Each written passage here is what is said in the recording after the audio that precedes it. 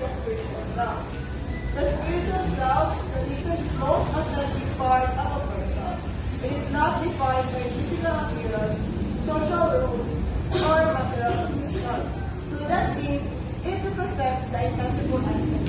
Now, what is our intangible essence? Our intangible essence cannot be connected beyond the physical world. So, it means na dili siya magulitan. O dili po siya yung but it is something that's within you.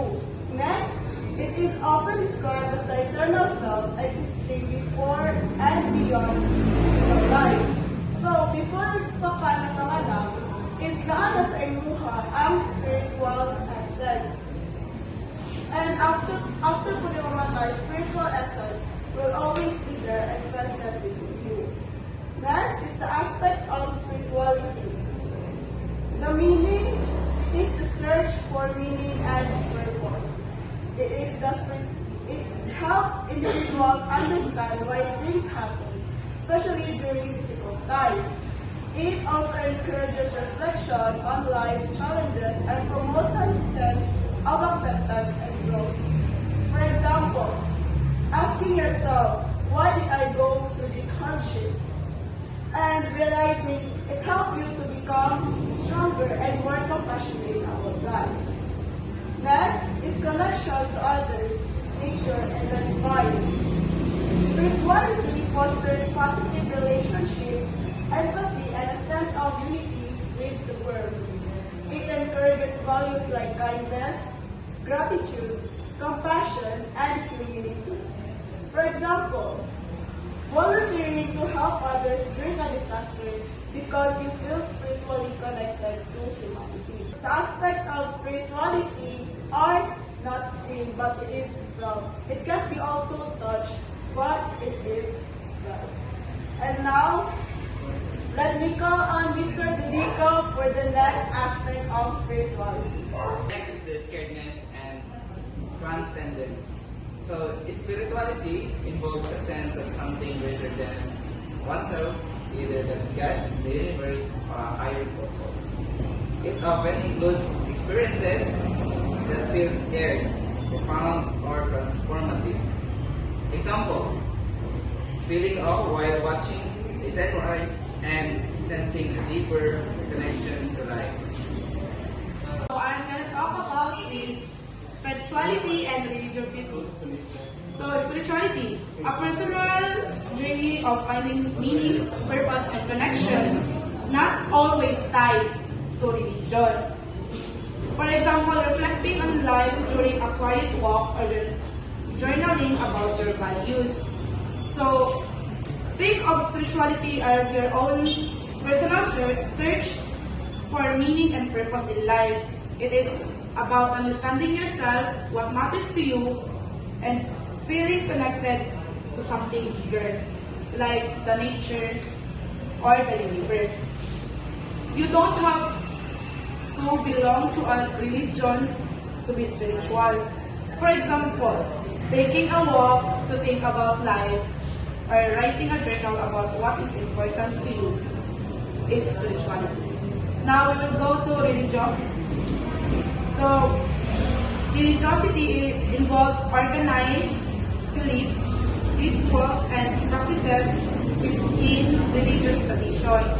For example, attending church, following religious holidays, and observing sacred rituals. Religiosity is when you follow the rules, traditions, and ceremonies of a religion. It means being a part of a group that shares the same beliefs and practices. It is more about following an organized system that many people belong to. Next, we will talk about physical self versus spiritual self. The physical self is tied to the body, mind, and material systems. And the spiritual self is eternal, invisible, and not dependent on the body. The two aspects interact, but the spiritual self guides the deeper aspects of identity and purpose. Example, after death, the body returns to dust, but many believe the soul continues its journey. So, when we talk about physical self, it is the part of us that we can see, touch. It's either your body or your mind. And it includes how we feel, think, and what you do every day. Your physical self lives in the real world, but eventually grow old or get sick. Last is the spiritual self. This is the invisible part inside you, your soul or spirit.